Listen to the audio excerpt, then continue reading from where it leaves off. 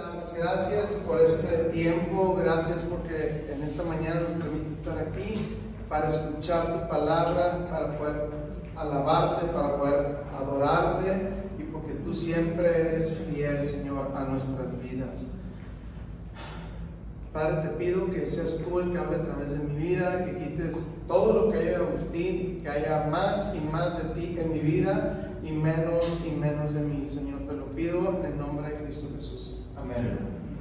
Vamos a leer la palabra de Dios, vamos a dar lectura a la palabra de Dios, lo que dice Efesios capítulo 4, del verso 7 al 16, y dice: no obstante, Él nos ha dado a cada uno de nosotros un ¿qué? Un don especial mediante la generosidad de Cristo. ¿Mediante qué? La generosidad de Cristo. Por eso las Escrituras dicen: cuando ascendió a las alturas, se llevó a una multitud de cautivos y dio dones a su pueblo. Fíjense que dice ascendió. Sin duda, eso significa que Cristo también descendió a este mundo inferior. Y Él que descendió es el mismo que ascendió por encima de todos los cielos a fin de llenar la totalidad del universo con su presencia. Dice el 11: ahora bien, Cristo dio los siguientes dones a la iglesia. Fíjense muy bien cuáles son los dones que Dios dio a su iglesia: los apóstoles, los profetas, los evangelistas y los pastores y maestros. Ellos tienen la responsabilidad, hoy que les decía que ya empezamos con nuestras responsabilidades y obligaciones, de preparar al pueblo de Dios para que lleve a cabo la obra de Dios y edifique la iglesia, es decir, el cuerpo de Cristo. Ese proceso continuará hasta que todos alcancemos la unidad de nuestra fe y conocimiento del Hijo de Dios, que seamos maduros en el Señor, es decir, hasta que lleguemos a la plena y completa medida de Cristo. Entonces ya no seremos inmaduros como niños, no seremos arrastrados de un lado a otro ni empujados por cualquier corriente de nuevas enseñanzas. No nos dejaremos llevar por personas que intenten engañarnos con mentiras tan hábiles que parezcan la verdad. En cambio, hablaremos la verdad con amor, y así creceremos en todo sentido hasta que parecernos más y más a Cristo, que es la cabeza de su cuerpo, que es la iglesia. Y dice el 16 por último: Él hace que todo el cuerpo encaje perfectamente y cada parte, al cumplir con su función específica, ayuda a que los demás se desarrollen, y entonces todo el cuerpo crece y ¿qué? Y está sano y ¿qué? Y lleno de amor. Amén. Quiero iniciar haciéndole una pregunta. ¿Alguna vez alguien que usted no conoce o no conocía ha sido generoso con usted? No me conteste, esta pregunta es para usted y usted mismo se contesta. ¿Alguna vez alguien que usted no conoce ha sido generoso con usted? Si sí, le hago otra pregunta: ¿cómo es usted con esa persona? Si en alguna ocasión de su vida alguien que usted no conocía, o tal vez que también pueda conocer, también hay gente que conocemos y no conocemos, y ha sido generoso con usted, ha sido generoso con usted, ¿cómo es usted con esa persona que ha sido generosa? Que usted ha recibido generosidad de esa persona. ¿Cómo somos con esas personas? Piénselo por un instante. Me imagino que trata de ser la misma manera dentro de nuestras posibilidades. Por ejemplo, si Dios pone en el corazón de alguien poder bendecir nuestras vidas, un ejemplo, con dinero, a lo mejor no podemos responder de la misma manera que esa persona fue generosa conmigo con dinero, pero a lo mejor puedo responderle con un detalle, con mi tiempo, con una buena actitud, ¿verdad? queremos regresar el favor de alguna manera, pero estamos buscando cómo regresarle ese favor, esa generosidad a esa persona. ¿Estamos de acuerdo? Amén.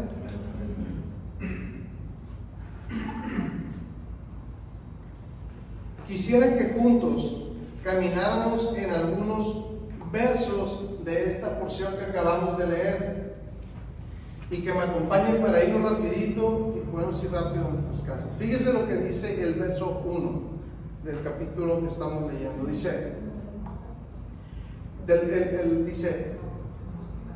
no obstante, Él nos ha dado a cada uno de nosotros un don especial mediante la generosidad de Cristo. Cuando escuchamos la palabra generosidad, ¿qué se le viene a la mente? La verdad, sea sincero. Creo que todos pues escuchamos a esa persona es muy generoso, es muy generosa. Pues se nos viene pues que a lo mejor aporta comida a los hospitales, que da dinero, que da... ¿Qué se le viene a la mente? Usted piensa en su cabeza, ¿qué se le viene a la mente cuando le dicen tal persona, tal hombre o tal mujer es bien generoso? Creo que todos se nos viene a la mente que da dinero, ¿verdad? Que da de lo que tiene, de eso da. Y déjeme decirle que el ser generosos es bueno y está bien. Imagínense que nadie fuera generoso, pues está feo, ¿no? Entonces, creo que el ser generoso es un don, porque hay personas que les duele el codo. Entonces, pues usted le duele el codo, dígale a Dios, enséñame a ser generoso. Ayúdame, enséñame a dar de un poco, lo mucho que tú me das. Pero déjeme decirle que Pablo, el autor de este libro, no nos está hablando de esa generosidad. Amén. Pablo nos habla de que abramos nuestro entendimiento a la generosidad que Dios nos da a través de una vida nueva en nuestras vidas. Pablo se refiere a esta generosidad. Mire, dice en Romanos 8:32, dice, el que no escatimó ni a su propio Hijo, sino que lo entregó por todos nosotros, ¿cómo no habrá de darnos generosamente junto con Él todas las cosas? Si yo soy generoso con usted, yo le voy a dar una parte de lo que yo tengo, pero yo, ni de chiste, le voy a dar la vida de mis hijas, ni usted a mí. Y Dios dio a su único Hijo por usted y por mí. Entonces Dios ha sido súper, hiper, archi, requete, generoso con nosotros. Quiero recordarle que la generosidad de Dios, como le decía ahorita, dio la vida de su único Hijo por ti y por mí. Y no conforme con eso, también nos da la salvación, nos da vida eterna. Y para cuando estamos aquí en la tierra, Dios nos da y nos regala dones a cada uno de nosotros que estamos aquí. Nos da un regalo que es paz para la mente y para el corazón. Sí, con dificultades, pero con paz y fe en medio de las tormentas. Y también Él siempre está atento a todas y cada una de nuestras situaciones. Entonces hoy le pregunto, usted antes lo conocía de Dios y Él ha sido súper generoso con todos y cada uno de nosotros. Fíjese, nos sacó de la muerte a vida eterna. Entonces, ¿con qué le pagamos? ¿Con qué le podemos pagar a Dios ese regalo tan grande? Amén. Vamos caminando juntos. Con esta repartición que Pablo nos dice, quiero decirle que no hay esta repartición que Pablo habla que nos habla aquí de los dones y talentos que Dios reparte a la iglesia. Quiero decirle que en una iglesia no hay dos miembros iguales. No hay dos personas que tengan exactamente la misma función. La parte que cada uno ha de llevar es asignada conforme a la medida del don de Cristo. Por ejemplo, Alonso comparte la palabra de Dios y yo también comparto la palabra de Dios, pero eso no significa que seamos iguales. Alonso tiene su manera de compartir, Agustín tiene su manera de compartir y somos totalmente diferentes. Tenemos un don, pero nunca son iguales.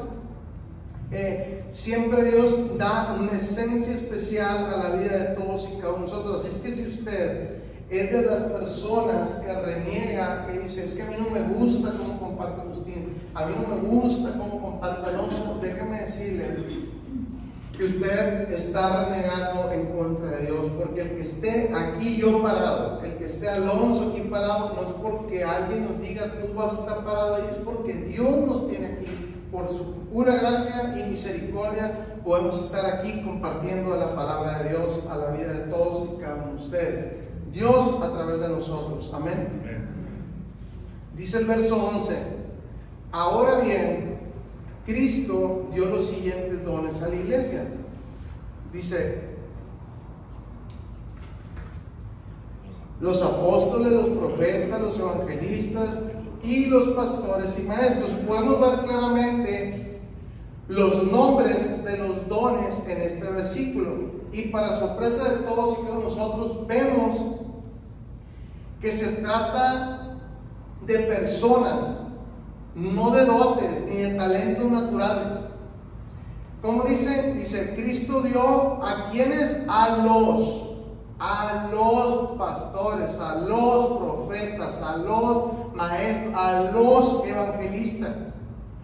Fuimos nosotros directamente comisionados por Dios para predicar la palabra por todas partes.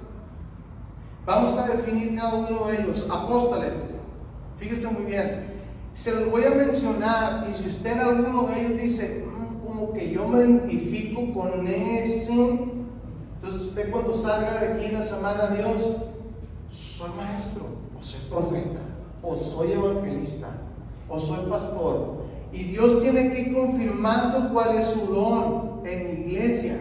Mire, los apóstoles fueron los hombres directamente comisionados por el Señor para predicar la palabra y plantar iglesias. Eran hombres que habían visto a Cristo resucitado. Ahora usted y yo tenemos la palabra de Dios para que Él nos pueda hablar. No ocupamos apóstoles, usted ocupa la palabra de Dios. Amén. Luego sigue, los profetas. Los profetas eran portavoces o voceros de Dios, recibían revelaciones directas de Dios y las transmitían a la iglesia.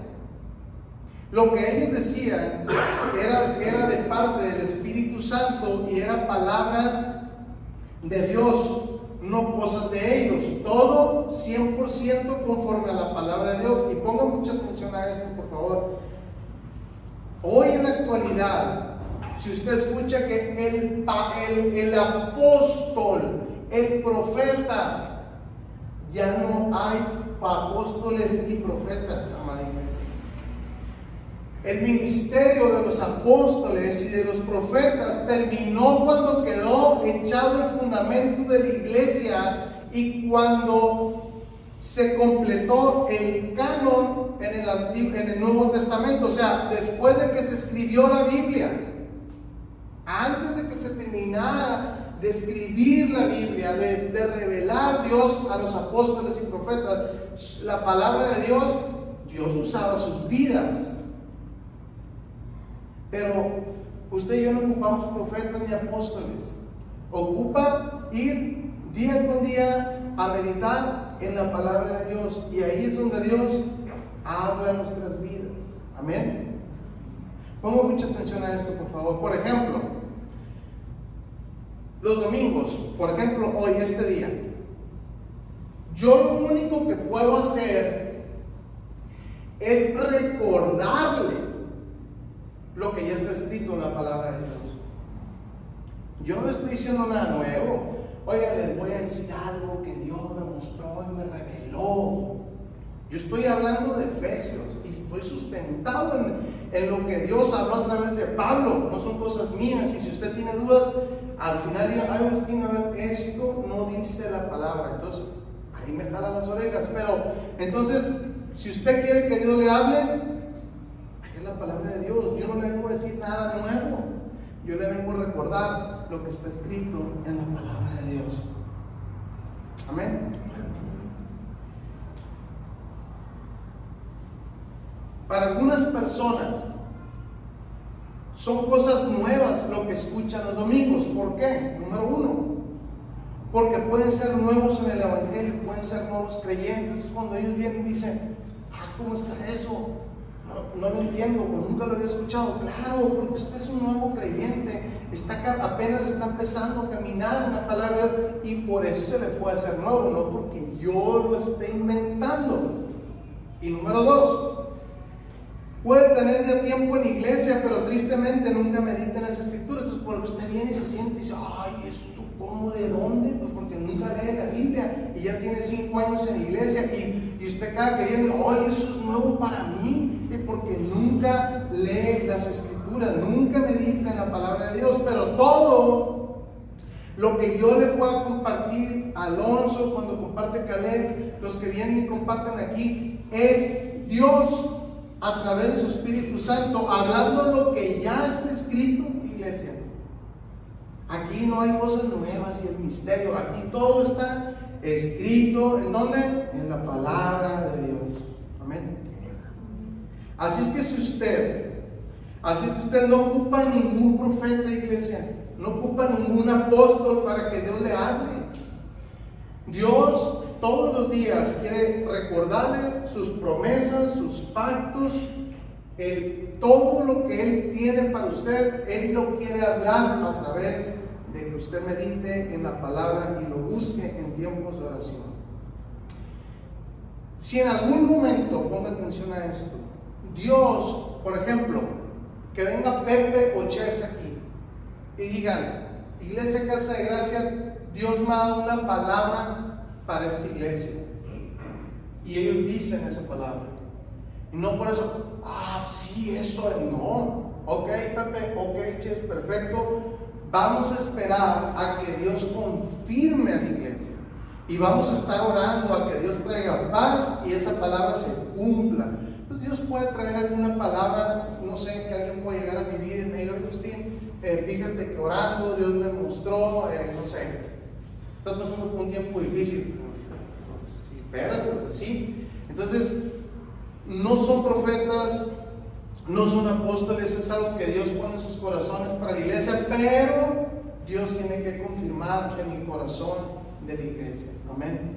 Los evangelistas, fíjese muy bien, son aquellos que predican las buenas nuevas de salvación.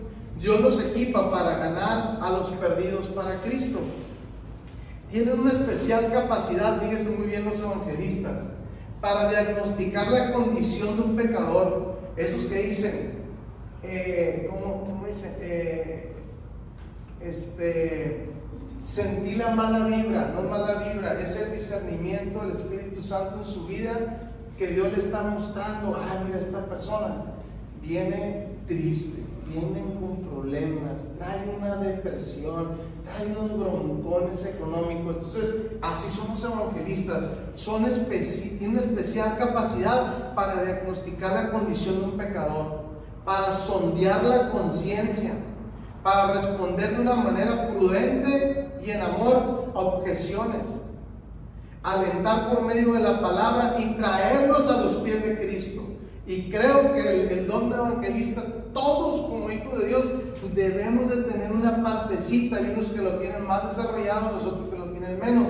Pero fíjese muy bien, el evangelista es el que anda que va a rescatar a personas y lo pone ahí con personas que no tienen a Cristo. Y cuando Él les habla de Dios, ya saben, nos salen con cada cosa las personas que no tienen a Cristo en su corazón. Por eso dice que dice una manera prudente y en amor las objeciones. No se pone a discutir con ellos. Por eso a veces es mejor, ay Señor, no saben lo que está diciendo, pero pon prudencia en mi vida y mejor después lo agarro. Entonces, esa es la función del evangelista: ir, detectar, ver por dónde se puede meter, que Dios lo vaya guiando y traer a las personas a los pies de Cristo. Amén. Los pastores. Fíjese muy bien, mucha gente confunde el pastor. Entonces él es el mero de la iglesia. No, aquí no hay meros. Aquí todos somos del mismo nivel. Y el que quiera ser el más grande, que sirva a los demás, dice la palabra de Dios. El ser pastor es un don. Todos sabemos que es un pastor, ¿verdad? Y un pastor es el que anda en el rebaño con las ovejas. Amén. Ok, dice, son aquellos que sirven, fíjese muy bien, ponga mucha atención a esta palabra que voy a decir. Son aquellos que sirven como subpastores, porque el pastor de pastores es Dios. Amén. Fíjese muy bien, los pastores son aquellos que sirven como subpastores de las ovejas de Cristo. No me gusta decirlo, pero para dejar el ejemplo más claro, hay iglesias que dicen los pastores, mis ovejas, mis miembros. Usted es oveja y usted es hijo y usted es siervo de Dios. No es mi oveja. Yo tengo una responsabilidad como pastor porque tengo el don de preguntarle cómo está, de llamarle, de animarle. Oye, ¿puedo platicar? Sí, claro que sí, con mucho gusto. Pero usted no es mío, usted es un hijo, usted es una hija de Dios. Entonces, yo tengo el don de pastor y no por eso es, el pastor. No, ese es mi don. Es como ser un maestro, como ser un evangelista. Profeta y apóstol, dijimos que ¿qué? Ya no hay. Okay.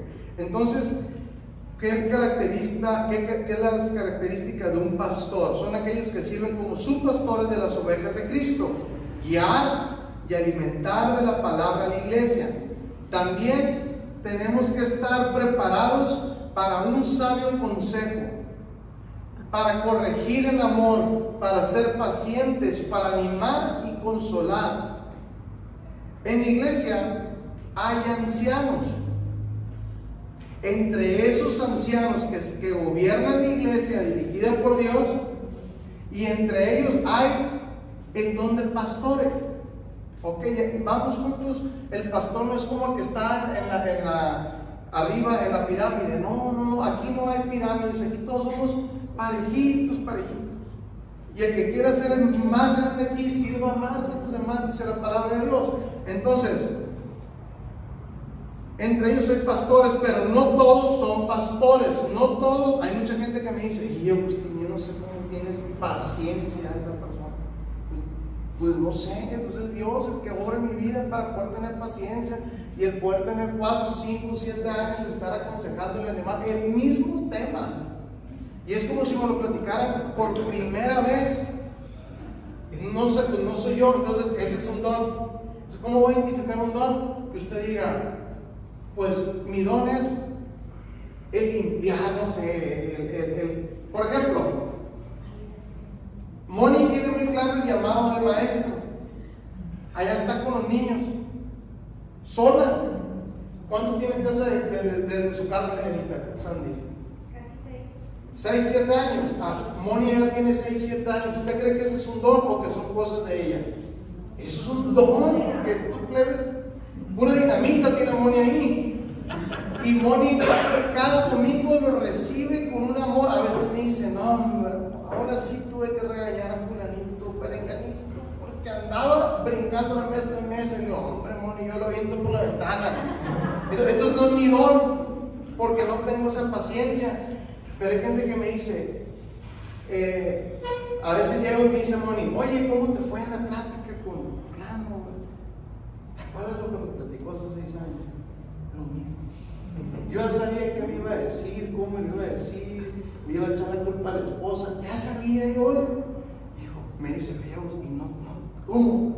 Pues no sé, es un don, porque si por mí fuera, ya hasta lo hubiera bloqueado el celular. Entonces, cada que yo lo veo es con amor, es con ganas, es animarle.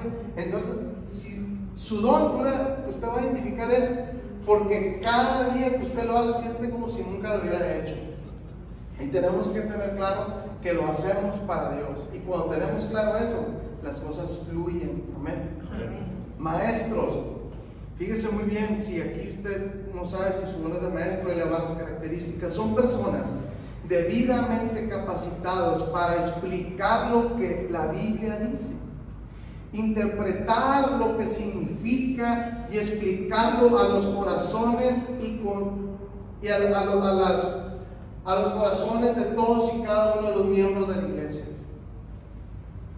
Mientras, fíjese muy bien, ¿no?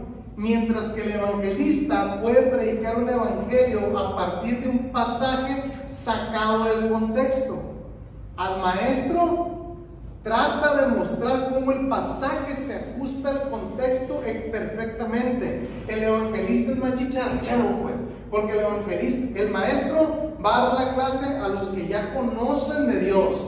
Entonces el contexto del pasaje lo va a cuidar así parejito. Y el otro, el evangelista, es el que anda en la calle con puro bagazo y con puro dinamita. Entonces, pues puede usar un versículo para engancharlo, pero Dios conoce la intención de su corazón, que no lo está haciendo a propósito, sino, hey, Jesús, todo lo puede en Cristo que te fortalece, y esa debilidad Dios la va a convertir en fortaleza, porque lo quiere enganchar, quiere llamar su atención para traer los pies de Cristo. Ya que esa persona está en los pies de Cristo, llegan los maestros y les dicen, todo lo puedo en Cristo que me fortalece, y le da el contexto, y el otro dice, cuando me rescató me dijo todo lo contrario, pero gracias a Dios aquí estoy. Entonces todos tenemos diferentes cualidades, dones que Dios nos usa, y como le decía, puede haber dos maestros, pero son diferentes, no tienen que ser iguales. Amén.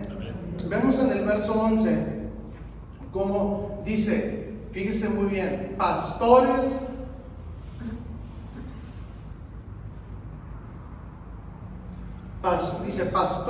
y maestros están juntos, pero no necesariamente tienen que tener los dos. O sea, aquí dice pastores y maestros, pero no es que un maestro pues tenga que ser un pastor, probablemente, pero no siempre. O sea, aquí vienen juntos, pero no necesariamente tienen que ser las dos, que soy pastor, soy maestro. No, porque yo comparto la palabra de Dios, pero llega un maestro de la palabra y me dice, quítate que te voy.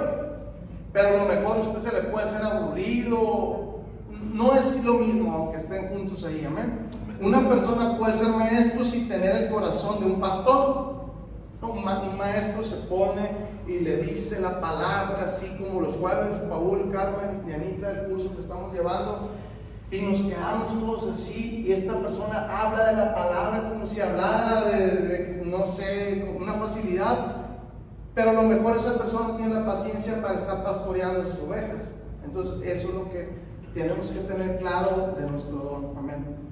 Ahora llegamos al verso 12, dice, ellos tienen la responsabilidad de preparar al pueblo de Dios para que se lleve a cabo la obra de Dios y edifique la iglesia, es decir, el cuerpo de Cristo. Aquí llegamos a la función o propósito de los dones. Los dones son con el fin de equipar completamente a todos los santos, a usted y a mí, para la obra del ministerio y para la edificación del cuerpo de Cristo. Y hay un proceso en esto. Miren, el proceso es muy fácil, es así. Número 1, los dones equipan a los santos. Los dones equipan a usted y a mí. Número 2, los santos luego sirven. Y número 3, luego el cuerpo es que edificado. ¡Qué bendición! Los dones nos equipan a usted y a mí. ¿Para qué? ¿Para qué? Para servir. Para servir. Y luego, ¿qué crees? Después de que estamos sirviendo, el cuerpo es edificado, el cuerpo es nutrido, amado hermano. Se escucha fácil, ¿verdad? Pero no sé cómo vamos en estos puntos. Pero bueno, el ministerio, fíjese muy bien, el ministerio no es una ocupación especializada y limitada a ciertos hombres con una instrucción profesional. Este término significa sencillamente servicio. Repita conmigo, servicio. Incluye toda forma de servicio espiritual. Y lo que este versículo enseña es que todo creyente debería estar sirviendo en un ministerio dentro de la iglesia. Recuerda el ejemplo que le di al principio.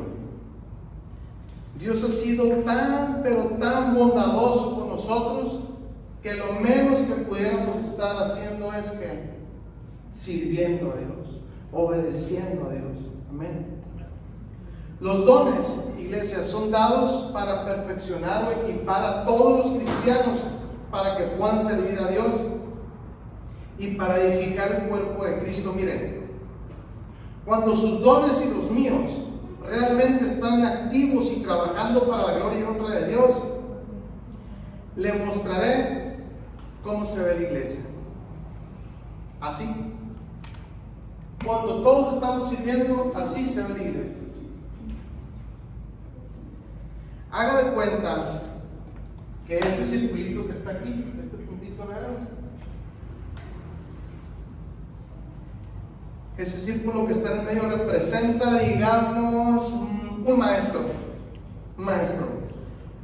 Dios ministra a aquellos que están en el círculo alrededor de él, de modo que estos son equipados, es decir, edificados en la fe, y luego ellos van y ministran a otros según los dones que Dios les ha proporcionado.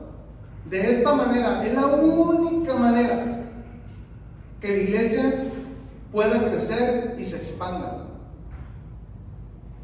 Ese es el método divino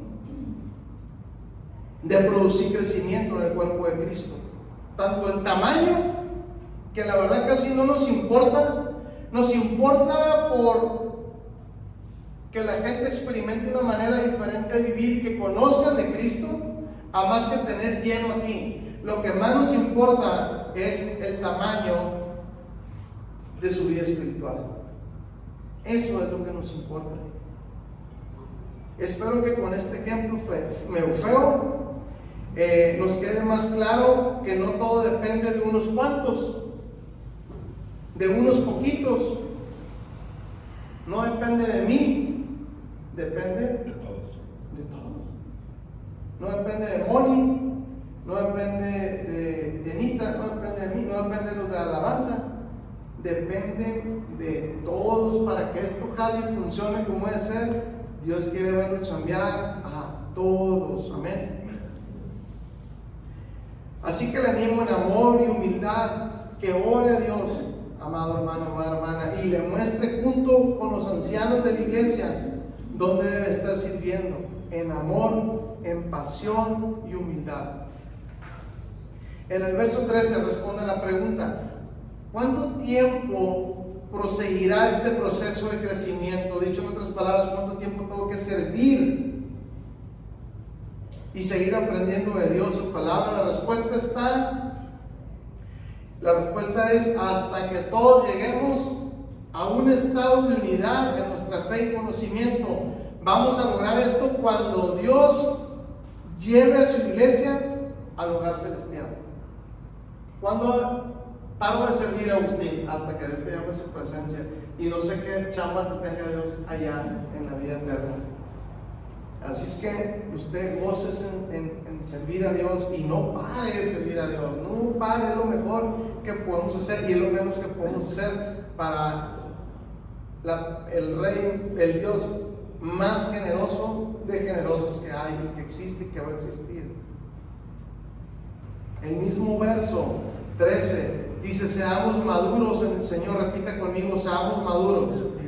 Seamos maduros. Quisiera que juntos definamos madurez y lo que es inmadurez. Mire, madurez. ¿Cuándo va a llegar a ser una persona madura? Llegaremos a la madurez de Dios en el arrebatamiento. Llegaremos también al pleno crecimiento o madurez, tanto como individuos como cuerpo de Cristo. Llegaremos a la perfección del desarrollo espiritual. Amén. Entonces dice el verso 14: ya no seremos inmaduros como los niños, no seremos arrastrados como de un lado a otro, ni empujados por cualquier corriente de nuevas enseñanzas, dice, no nos dejaremos llevar por personas que intenten engañarnos con mentiras tan hábiles que parezcan la verdad. Cuando los dones operan según Dios los ha designado cada persona y los santos están activos, cuando usted y yo estamos activos para el Señor, se evitan dos cosas, dos peligros dentro de la iglesia. Cuando usted y yo estamos sirviendo de verdad, obedientes a Dios, vamos a evitar estos dos peligros para la iglesia. Dos peligros en la iglesia cuando los dones de Dios no están activos. Número uno, la inmadurez. Los creyentes que nunca se involucran en un genuino servicio para Cristo nunca salen de la condición de niños espirituales. El autor o el escritor de Hebreos menciona en Hebreos 5:12, dice: hace tanto que son creyentes que ya deberían estar enseñando a otros. En cambio, necesitan que alguien vuelva a enseñarles las cosas básicas de la palabra de Dios. Dice, son como niños pequeños que necesitan leche y no pueden comer alimento sólido. Toma. Ese es un peligro, la inmadurez. Otro peligro, la inestabilidad. Otro peligro es la ligereza espiritual de los cristianos, ya que con cualquier cosa que no les parezca son derrumbados en su fe. Van y vienen en sus mismos problemas por su inestabilidad. Dice Santiago 1:6, dice, pero que pidan con fe, sin dudar, porque el que duda es semejante a la ola del mar impulsada por el viento, echada de una parte a otra. Amada iglesia, si usted es un hijo de Dios, una hija de Dios, pida con fe y crea, y no sea ya inestable por eso es afectada su vida y la de la iglesia. Amada iglesia, cuando usted no toma en serio las cosas de Dios, y ahí usted es como que a mi tiempo, a mi manera, que Dios espere, no te metas tanto, pastor, no me andes ahí correteando, tranquilo. Aquí están esos dos peligros que pueden estar activos en su vida y en la iglesia. Amén. Y por último,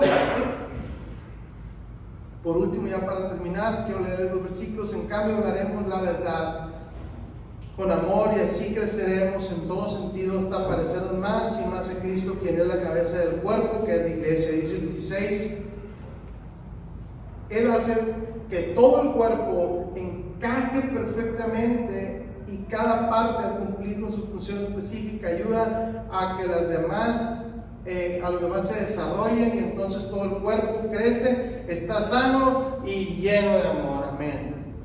Lo que Dios nos quiere decir en estos dos versículos es esto: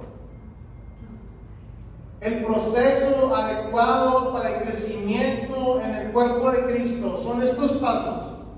Número uno, debemos de aferrarnos a la verdad en amor. Esto es bien importante. Hay mucha gente que se está alimentando de la palabra, del conocimiento, y llegan con una arrogancia y con un orgullo que solamente quieren corregir y hacer mostrar que ellos saben, pero se les olvida el amor. Y toda la Biblia se resume en cuatro letras, que es amor. Entonces, debemos de aferrarnos a la verdad en amor. Esto moldeará nuestro carácter a su imagen y semejanza. Número 2, la verdad es el elemento en el que debemos vivir, movernos y ser. ¿Y cuál es esa verdad? Dios. La palabra de Dios. La Biblia, ahí es donde usted debe de vivir, donde usted se debe mover y ser. Es lo que la palabra de Dios dice, lo que Dios dice. Número 3, la verdad de Dios debe estar unida al amor de Dios. Los dones equipan a los santos, a los hijos de Dios. Usted tiene que equiparse de los dones de Dios. El que sigue: los santos sirven en todo a Dios por agradecimiento a su generosidad. El que sigue: Cristo es el objetivo y la meta de nuestro crecimiento. Su mirada tiene que estar y mi mirada puesta en Dios. Ese es mi objetivo, parecerme cada día más a Cristo. A veces me dicen, oye, ¿y qué piensas de esto? Y yo a veces digo, y no lo aplico siempre, porque soy más imperfecto que todos los que están aquí, les digo, ¿cómo hubiera actuado Jesús cuando estaba en la tierra? ¿Qué hubiera dicho Jesús cuando estaba en la tierra? Así actúa, así piensa, así vino, como Jesús estaba en la tierra. Pero nuestro objetivo debe ser la meta de Cristo, debe ser el objetivo, nuestra meta de nuestro crecimiento que sigue. Dios nos ha diseñado para una función y un lugar específico. Dios lo tiene en este lugar específico y Dios le ha dado una función específica. Le ruego, amado hermano, amada hermana, vaya a Dios y pregúntele a Dios cuál es mi función en Casa de Gracia. Cada miembro es importante y también es indispensable. Cada uno de los que estamos aquí somos igual de importantes, igual de indispensables para Dios. Aquí no hay preferencias. A mí Dios, yo no soy más importante que usted. Todos somos parejitos para Dios. Amén. Dice que sigue, el cuerpo humano se compone de huesos, órganos y carne. La iglesia, el cuerpo de Cristo, se compone de Dios, verdad y amor. Y eso nos da como resultado el que sirvamos a Dios por amor y agradecimiento por todo lo que Él ha hecho, hace y hará por todos y cada uno de nosotros. Amén. Padre, gracias.